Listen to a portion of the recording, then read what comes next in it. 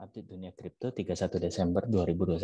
Jadi sudah penghujung tahun ya. Jadi kita mau tahu nih kira-kira apa namanya untuk hari ini itu BTC atau market itu ke arah mana gitu ya. Nah, jadi seperti biasa kita ini dulu screening berita dulu. Saya nggak ada rekap soalnya kemarin saya nggak bikin ya video karena memang nggak sempet. Tapi saya ada share juga di Telegram sih ya. Jadi kalau misalnya ada yang lihat itu juga sempat serok juga gitu, sempat TP terus di waktu turun pun saya kasih tahu juga ya waktu koreksi kemungkinan koreksi saya udah kasih tahu juga karena banyak BTC masuk exchange dan benar hari ini juga turun jauh. Oke, kalau dari berita itu kita lihat misalnya ini contohnya. Ini menarik sih menurut saya. Jadi katanya itu BTC itu setiap kali sejak 2018 ya baru 3 tahun sih ya. First week itu minggu pertama Januari itu naiknya 7% sampai 36%. Nah, menarik sekali ya. Nah, kalau misalnya ini dari Ed Kruger Macro ini ya, datanya itu paling kecil itu plus 7%. Gitu. Nah, jadi plus 13%, yang terakhir 2021 itu plus 36% ya. Kalau kita lihat ya harusnya memang ini ada sedikit pola historis yang bisa kita pikirkan, apalagi kalau misalnya kita lihat sekarang itu kan posisi BTC cukup sudah di bawah gitu ya, di 46K gitu, 47-an. Nah, jadi seperti yang pernah saya ulang-ulang terus juga, 46K ini sebenarnya supportnya sudah cukup bagus gitu ya. Sepertinya support baru gitu yang dibuat BTC ini. Karena itu sangat susah jebol. Jebol pun 45 sekian terus langsung naik lagi. Nah, jadi ya kita harapkan yang terbaik lah. Tapi dari data historis ini menarik sih. Jadi ada harapan lah untuk minggu-minggu awal terutama untuk Januari. Walaupun di Januari ini juga sebenarnya saya agak ketar-ketir karena yang pasti Omicron itu penyebarannya semakin luas di Amerika gitu ya. Nah, biasanya dampaknya setelah liburan gitu kan ya. Karena seperti kita ketahui lah di Indonesia pun atau dimanapun juga begitu. Setelah liburan penyebaran itu semakin luas. Nah, itu yang ditakutkan itu seperti itu. Jadi begitu kalau meledak, walaupun ini katanya 0, sekian persen untuk persentase kematian karena Omikron, tapi ya kalau penyebarannya gila-gilaan kan tetap aja bahaya ya. Nah, itu pertama. Yang kedua, ya, yang ditakutkan itu di Januari adalah the Fed mulai tapering, karena dia bilang kan memang udah Januari itu mulai gitu. Walaupun kita sudah harapkan berapa, sudah tahu kapannya, tapi tetap aja market pasti ya bereaksi lah gitu ya. Walaupun ya semoga nggak dam jauh lah. Jadi kalau bisa memang naik 36% di awal itu sangat bagus sekali. Jadi ya kita mungkin bisa TP sebagian atau apa untuk jaga-jaga kalau misalnya dam lagi waktu Omicron sama the Fed tapering itu. Kira-kira begitu ya. Terus kalau kita lihat dari berita lagi, ya MicroStrategy itu ada beli lagi, tapi lucunya setiap dia beli dan nge-tweet, dia itu beli duluan ya kalau menurut saya. Jadi begitu dia lihat ada keadaan yang mungkin agak kurang bagus, dia baru tweet gitu. Lucunya memang itu nggak se-impactful kayak Elon Musk gitu ya kalau dia ngepam. Kalau ini justru dump setelahnya ya karena dia mungkin untuk jaga supaya mereka kita atau retail nggak panik selling gitu ya. Wajar lah. Nah, terus kita lihat lagi apa lagi kira-kira ya kalau dari sini. Nah, ini institutional tax loss harvesting. Nah, benarkannya yang kemarin itu bahwa memang institusi menjual itu untuk tax reasons. Jadi wajar kalau mereka itu banyak jualan sekarang gitu. Karena sudah mau tutup tahun gitu kan, mereka kalau misalnya jual itu dalam tanda kutip masih untung dalam segi pajak gitu ya. Karena pajaknya dikurangi, jadi ya kenapa enggak gitu. Nah, ini ada Kevin O'Leary.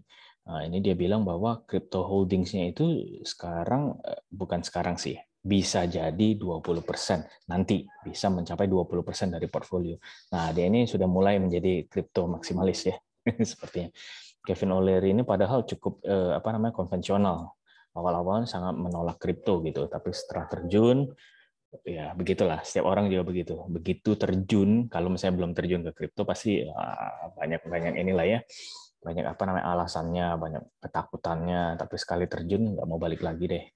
Entah ke saham, entah ke apa emas, entah ke yang lain gitu ya. Nah, kemarin pun saya ada bandingkan gitu untuk apa dalam 1 tahun ini perbandingan return-nya.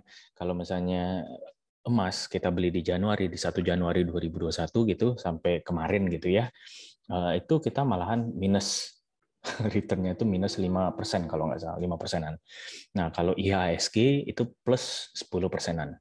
Kalau BTC, ini baru kita bicara BTC loh ya. BTC itu walaupun sudah ngedam begini, itu kita masih dapat return-nya 70%-an. Nah, bayangin perbedaannya sangat jauh. Apalagi kalau main altcoin ya yang gila-gilaan lah, Sol, Luna. Wah, itu udah gimana gitu tahun ini gitu ya. Jadi kalau apa walaupun saya update tiap hari, kalau kita tarik panjang itu kripto ini masih sangat baru dan juga potensi masih sangat besar gitu. Kalau ingat Januari kemarin itu berarti 20 ribuan gitu harga kripto. Sekarang 40 ribuan tapi kita udah wow ketakutan seperti apa ya karena kebanyakan main jangka pendek.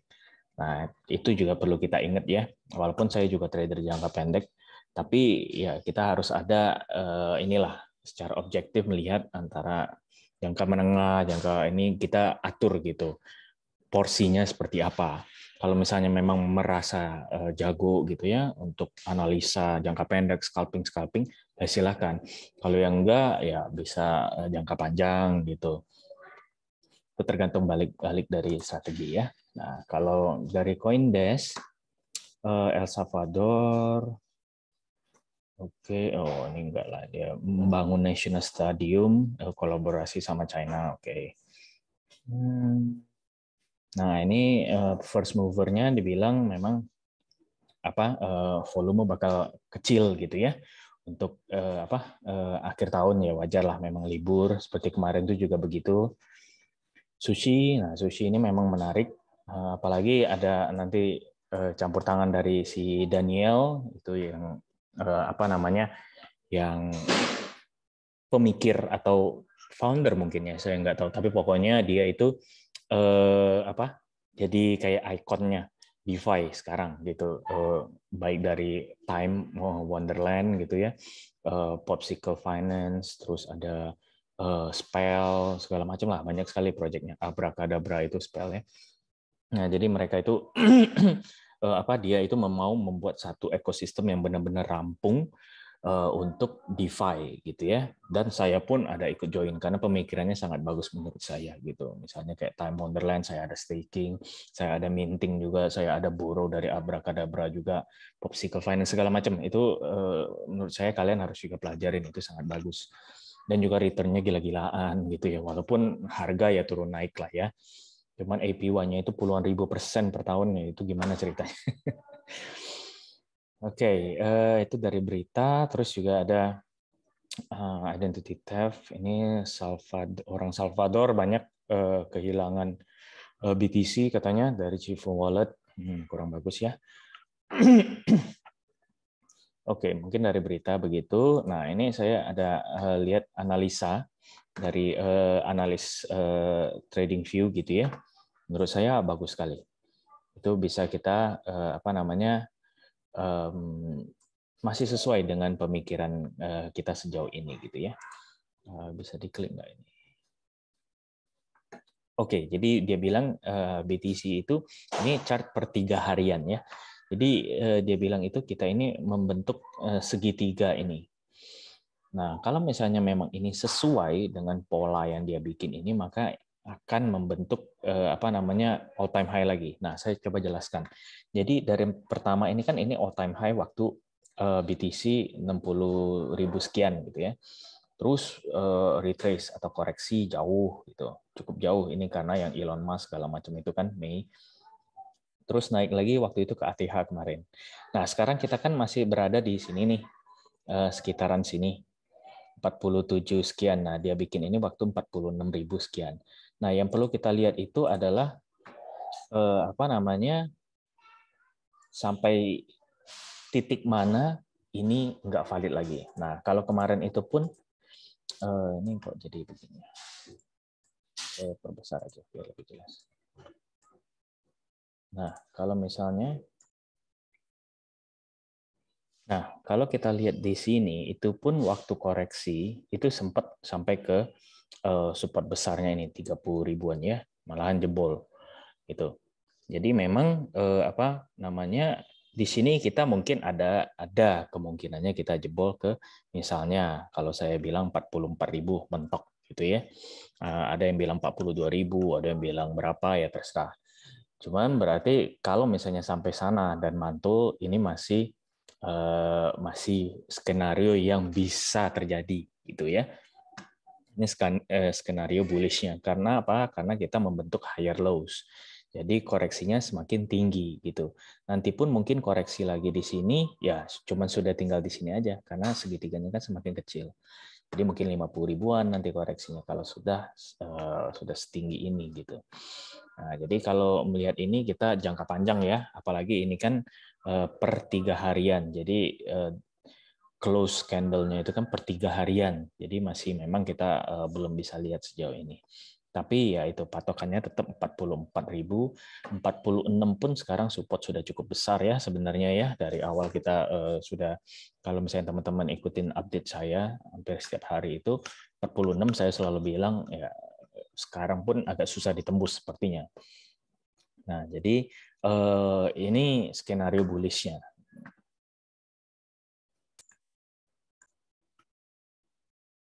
Jadi yang mau main jangka panjang atau apa ya boleh lihat ini gitu ya patokannya gitu.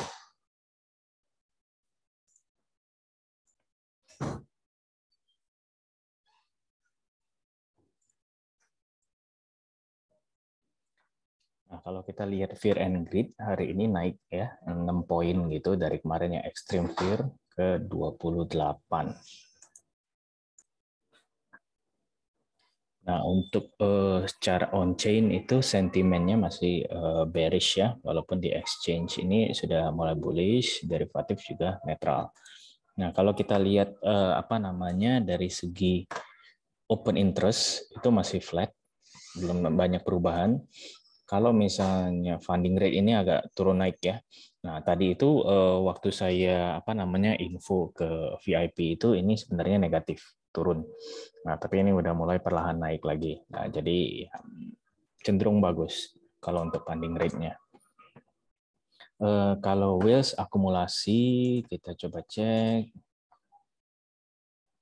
itu berada di turun. Waduh, turunnya jauh lagi. Nah, ini bearish ya, kurang bagus. Karena mungkin ya wes ragu-ragu atau mungkin sudah banyak dia akumulasi gitu kan ya, bisa jadi.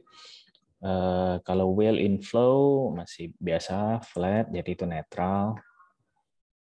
Kalau exchange reserve, nah kalau kita lihat ini flat, Coinbase agak turun ya, cukup banyak. Jadi kita lihat ini ada penurunan nih, walaupun cenderung ini tapi penurunan ya oke ya, berarti ya ini bullish. Nah, kalau dari sini kita lihat netral ke bullish. Kalau yang ini flat tadi ya, ini bearish. BTC peak ini masih ke netral ke bullish ya. Jadi oke sejauh ini bearish, mix sebenarnya ini bullish. Sekarang kita lihat BTC. Nah, ini sesuai sih. Tadi saya ada sampaikan juga ke VIP saya. Nah, kira-kira seperti ini. Ya, saya kasih bocoran aja lah ya, karena ini juga akhir tahun gitu. Ini tapi tadi pagi ya, jam 7.25. Oke, jadi sama persis. Mayoritas indikator masih bearish, saya bilang, dan diperkirakan akan volatil gitu ya. BTCD akan ini support, bisa melihat patokan 46K. Nah, tadi pun ini sekarang 47.300 ya. Ini pun sudah saya ada TP beberapa posisi. Dan juga saya ada info kalau misalnya ada mau serok-serok gitu ya. Nah, jadi ini ya saya bagikan aja lah untuk hari ini gitu. Tapi ini dicatat ini tadi jam 10 saya share-nya ya. Jadi harga sekarang mungkin sudah naik. Nah, itu pertimbangkan sendiri aja baiknya seperti apa. Nah, terus kita lihat kalau misalnya untuk apa namanya secara indikator tadi saya bilang kan bearish ya. Karena memang di terakhir tadi pagi saya lihat misalnya contoh begini, nah ini 1 jam aja udah berubah nih ke buy. Nah, tapi tadi itu belum sebenarnya. Jadi udah perlahan membaik lah, dan saya memang ya sudah infokan untuk serok tadi. Oke, mungkin kalau untuk BTCD kita coba cek ya. Sekalian kita juga apa namanya evaluasi gitu, benar atau enggak gitu. Nah, kalau saya bilang tadi apa sedikit turun ya sampai sini terus naik. Nah, ini juga memang lagi naik ya. Nah, nanti turun lagi dan kemungkinan akan lebih turun. Nah, tapi itu ya analisa saya yang cuman hanya simple aja. Jadi apa? Jadikan pertimbangan aja. Nah, kalau saya rock orang banyak tanya saya sih melihat kayaknya kalau saya lebih kepada staking ya. Jadi makanya tadi kalau ada baca juga saya share di apa namanya di VIP itu. Jadi maksudnya kita ambil koin yang bisa di stake, misalnya Cake gitu, AXS gitu ya. Itu lumayan besar gitu untuk hasil stakingnya nanti. Apalagi nanti kalau harganya juga naik gitu ya. Nah, jadi kalau untuk yang jangka menengah, jangka panjang, saya biasanya selalu bilang begitu. Kalau yang agak lebih advance ya seperti tadi, abracadabra segala macam itu ya pakai untuk staking time di Wonderland segala macam. Nah, itu lebih bagus lagi kalau bisa. Tapi ya memang tentu resiko lebih besar. Nah, mungkin segitu dulu untuk hari ini ya. Sudah banyak bocoran juga. Semoga ini bisa membantu teman-teman dan bermanfaat juga untuk teman-teman. Dan jangan lupa apa namanya stay safe di market ya, karena hari ini pasti volatil karena low volume, option expired, liburan lagi gitu kan. Jadi ya kira-kira aja kalau nggak mau pusing ya serok aja. Serok dalam arti harga kira-kira bagus, ya udah kita serok udah taruh aja. Kita harapkan yang seperti analis tadi bilang di minggu awal apa namanya Januari itu naik 7-36%. Semoga ya. Jadi ya itu dulu, dan saya juga ucapkan selamat tahun baru untuk besok ya. Jangan makan terlalu banyak untuk malam ini dan nikmatin waktu dengan keluarga juga tentunya. Oke, sampai ketemu di tahun depan ya. Bye bye.